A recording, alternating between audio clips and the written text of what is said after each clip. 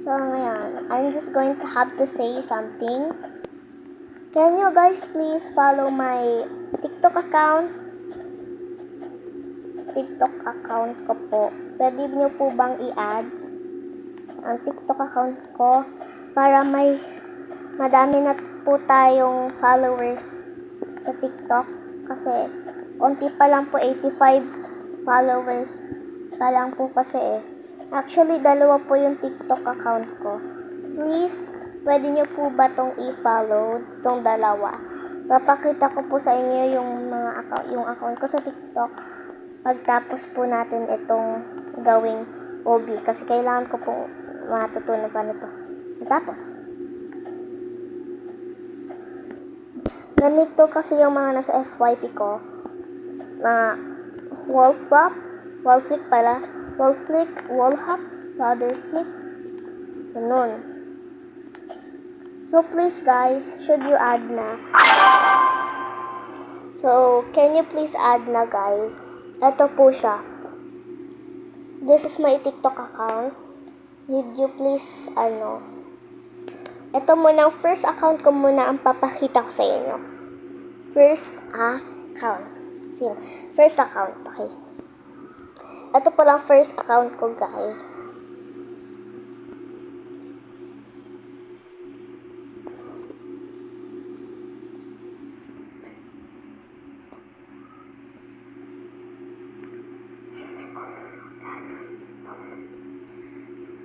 CEO Franco. Ito guys, first account. Click ko lang. Okay, ito na lang.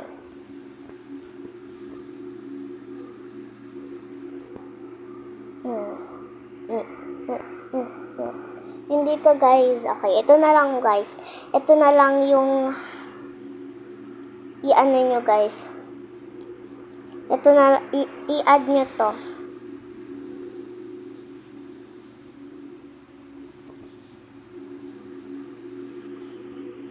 Para guys, dumami followers natin. Ito po siya guys. Ayan guys. Please. Ito po kasi yan. Yan po yung second account ko. Ito po yung first kong account. First account ko po yan guys. Please add this account muna. 85 followers and 2,025 likes. And then ito din pong Ada Sparks. Tignan nyo. Gumawa ko ng flower dyan. Kanina yan ko ginawa. And ayan, ito din. Yung speed.